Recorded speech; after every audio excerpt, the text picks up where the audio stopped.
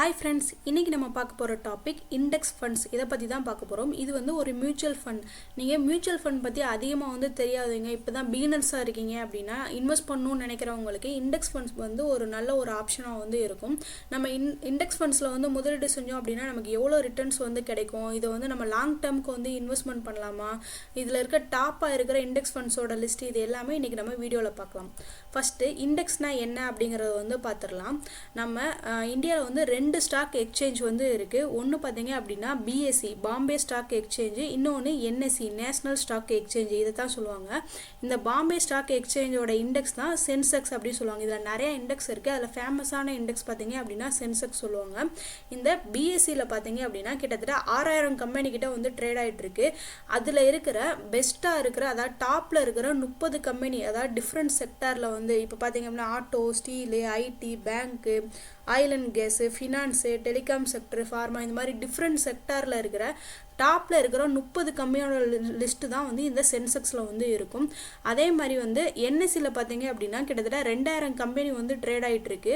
அதில் இருக்கிற டாப்பாக இருக்கிற 50 கம்பெனியோட லிஸ்ட்டு தான். இதே மாதிரி டிஃப்ரெண்ட் செக்டாரில் ஆட்டோ, ஸ்டீலு, ஃபார்மா, பேங்க், இந்த மாதிரி டிஃப்ரெண்ட் செக்டாரில் இருக்கிற டாப்பாக இருக்கிற 50 கம்பெனியோட லிஸ்ட்டு தான் இந்த நிஃப்டியில் வந்து இருக்கும், நிஃப்டி 50ல் இருக்கும். ஸோ இதில் என்னென்ன கம்பெனிலாம் இருக்குது அப்படிங்கிறத பார்த்துடலாம்.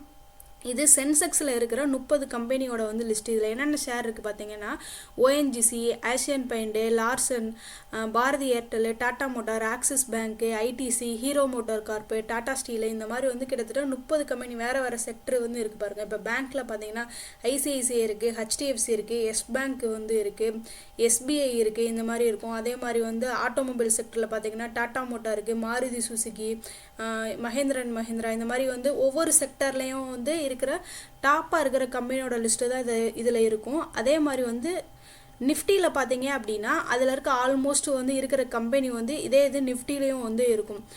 Tata Motors, Adani Port, NTPC, IOC, Doctor Reddy Lab, Sun Pharma, Titan Company, Tata Steel, ITC, Bajaj Auto, Coal India, இந்த மாதிரி வந்து கிட்டத்தட்ட 50 கம்பெனியோட லிஸ்ட்டு தான் வந்து இதில் வந்து இருக்கும். நீங்கள் சென்செக்ஸ் நிஃப்டி பற்றி இன்னும் டீட்டெயிலாக தெரிஞ்சுக்கணுன்னா நான் ஏற்கனவே ஒரு வீடியோ போட்டிருக்கேன், அதோட லிங்க் டிஸ்கிரிப்ஷனில் கொடுக்குறேன். அதை பற்றி ஃபுல்லாக வந்து இதோட டீட்டெயில் வந்து தெரிஞ்சுக்கோங்க. இந்த கம்பெனியோட வந்து இம்பேக்ட் தான் வந்து நிஃப்டியில் வந்து தெரியும். இந்த 50 கம்பெனியோட வந்து ஏற்ற இறக்கங்களை பொறுத்து தான் வந்து நிஃப்டிலையும் சரி, அதே மாதிரி சென்செக்ஸ்லேயும் சரி அதோட புள்ளிகள் வந்து மாறும்.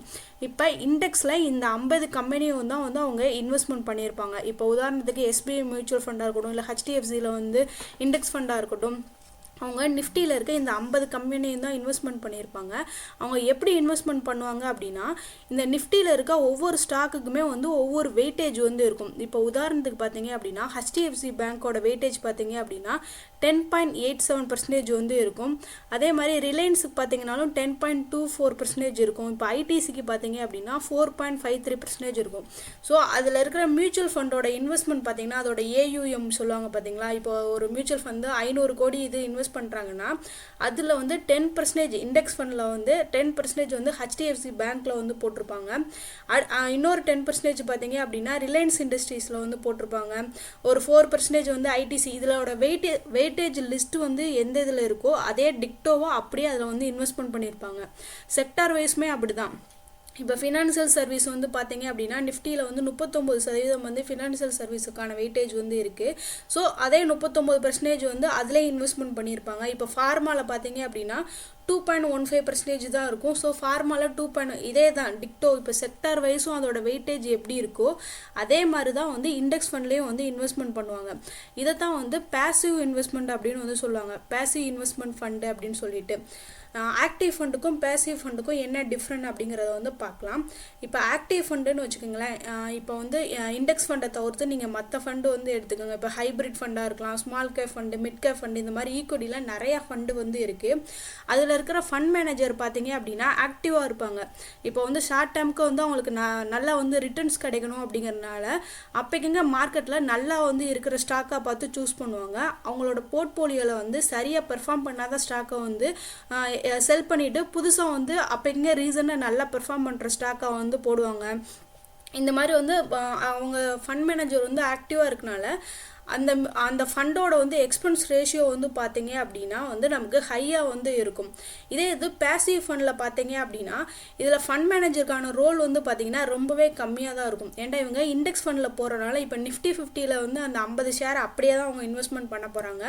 அந்த 50 ஷேரில் ஒவ்வொரு ஷேருக்குமே ஒவ்வொரு வெயிட்டேஜ் இருக்கும். ஸோ அந்த வெயிட்டேஜை வச்சு தான் இப்போ 1 லட்ச ரூபா இருக்குது அப்படின்னா நம்ம முன்னவே வந்து பார்த்த மாதிரி வந்து நீங்கள் இந்த ஃபண்டில் 1 லட்ச ரூபா போட்டிருந்தீங்கன்னா நம்ம முன்னே பார்த்த மாதிரி HDFCயில் 10% அதோட வெயிட்டேஜ்னா அதில் ஒரு 10,000 ரூபா வந்து HDFCயில் வந்து போட்டிருப்பாங்க.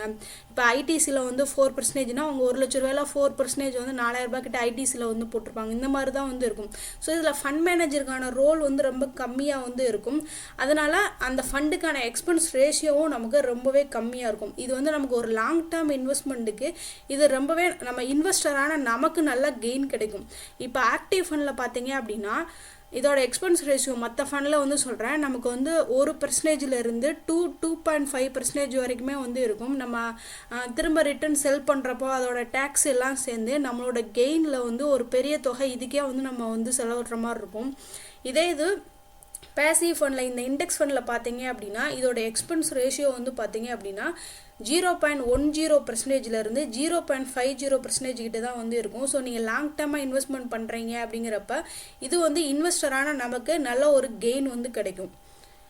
சரி, நம்ம எதுக்கு இண்டெக்ஸ் ஃபண்டில் இன்வெஸ்ட்மெண்ட் பண்ணணும் அப்படிங்கிற டீட்டெயில்ஸ் வந்து பார்க்கலாம். இது வந்து ஒரு அல்டிமேட்டான டைவர்சிஃபிகேஷனாக இருக்கும் உங்களோட போர்ட்ஃபோலியோ. இதில் பார்த்தீங்க அப்படின்னா இப்போ நிஃப்டியில் வந்து அந்த 50 ஸ்டாக்குமே வந்து டிஃப்ரெண்ட் செக்டாரில் வந்து இருக்கும். ஒவ்வொரு செக்டார்லேயும் வந்து இந்தியாவிலே இருக்க டாப்பாக இருக்கிறோட கம்பெனியோட லிஸ்ட்டும் வந்து இருக்கிறனால அந்த கம்பெனி க்ரோ ஆகிறப்போ உங்களுக்கான வந்து கெயினும் உங்களோட போர்ட்ஃபோலியோ க்ரோத்தும் வந்து நல்லாயிருக்கும். லாங் டேர்மாக வச்சுருக்கப்போ உங்களுக்கு நல்ல ஒரு ரிட்டர்ன்ஸும் கிடைக்கும்.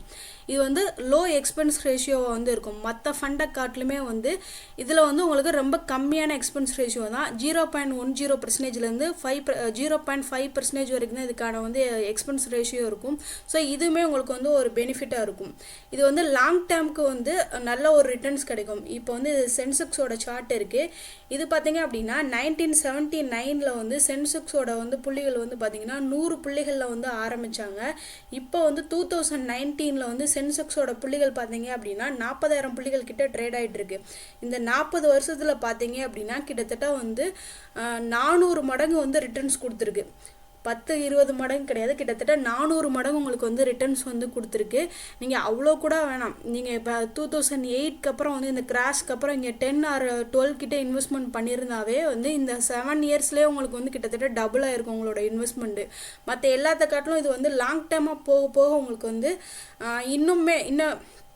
இன்னுமே உங்களுக்கு வந்து நல்ல ஒரு ரிட்டர்ன்ஸ் கிடைக்கிறதுக்கு வந்து சான்ஸ் இருக்குது.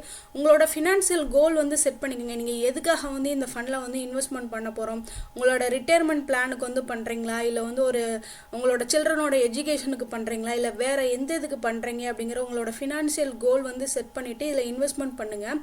இப்போ வந்து இருக்கிறது இன்னுமே ஒரு 10 வருஷம் 15 வருஷம் கழித்து நம்ம மார்க்கெட் வந்து இன்னும் அதிகமான புள்ளிகள் வந்து இருக்கிறப்ப உங்களுக்கு இதில் நல்ல ஒரு ரிட்டர்ன்ஸ் வந்து கிடைக்கும். மற்ற ஃபண்டில் காட்டுமே இதில் உங்களுக்கு ரிஸ்க் ரொம்பவே கம்மியானதாக இருக்கும். இது பார்த்தீங்கன்னா ஒரு பேசிவ் இன்வெஸ்ட்மெண்ட் ஸ்ட்ராட்டஜி அப்படிங்கிறனால வந்து இதில் ஃபண்ட் மேனேஜருக்கான ரோல் ரொம்ப கம்மியாகவே வந்து இருக்கும். ஸோ அதுக்கான ரிஸ்க்குமே உங்களுக்கு வந்து கம்மியாக இருக்கும். நீங்கள் இதில் வந்து இந்த ஃபண்டை நீங்கள் டே டு டே வந்து மானிட்டர் பண்ணணுங்கிற அவசியம் கிடையாது. இப்போ மற்ற ஃபண்டு மாதிரி வந்து டெய்லி ஏறி இருக்கா இறங்கி இருக்கா அப்படிங்கிறது வந்து பார்க்க வேண்டியது கிடையாது. நீங்கள் வாட்டுக்கு வாங்கி வச்சுட்டு ஹோல்ட் பண்ணி வச்சுருங்க. ஒரு இன்வெஸ்டராக நீங்கள் வாட்டு பேசாமல் லாங் டேர்முக்கு இன்வெஸ்ட்மெண்ட் வந்து ஹோல்ட் பண்ணி வச்சுட்டீங்க அப்படின்னா உங்களுக்கு இதில் ஒரு நல்ல ரிட்டர்ன்ஸ் வந்து கிடைக்கும். இதோட டிஸ்அட்வான்டேஜ் வந்து பார்த்துடலாம்.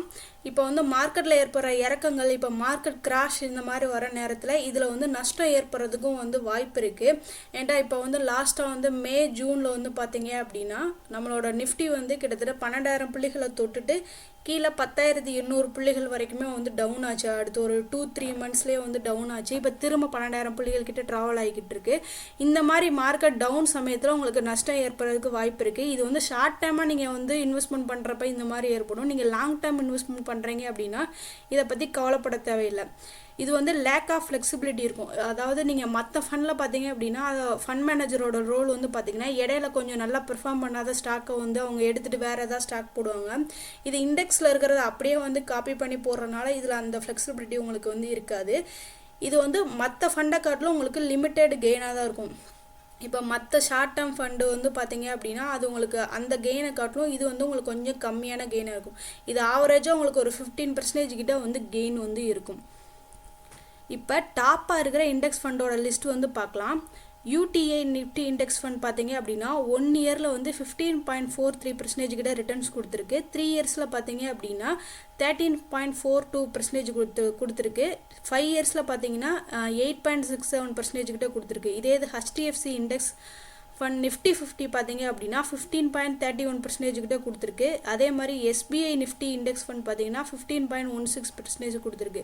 ஆவரேஜாக பார்த்தீங்க அப்படின்னா உங்களுக்கு ஒரு 15% வந்து இதில் வந்து ரிட்டர்ன்ஸ் வந்து கிடைக்கும். ஆவரேஜாக பார்த்தீங்கன்னா ஒரு லாங் டேர்முக்கு போக உங்களுக்கு வந்து ஒரு நல்ல வந்து ரிட்டர்ன்ஸ் கிடைக்கும். இது வரைக்கும் இண்டெக்ஸ் ஃபண்ட் பற்றி தெரியாதவங்க, அவங்க பிகினர்ஸாக இருக்கீங்க, இன்வெஸ்ட்மெண்ட் பண்ணுறீங்க அப்படின்னா இந்த ஃபண்டு வந்து உங்களுக்கு வந்து ஒரு நல்ல ஆப்ஷனாக வந்து இருக்கும்.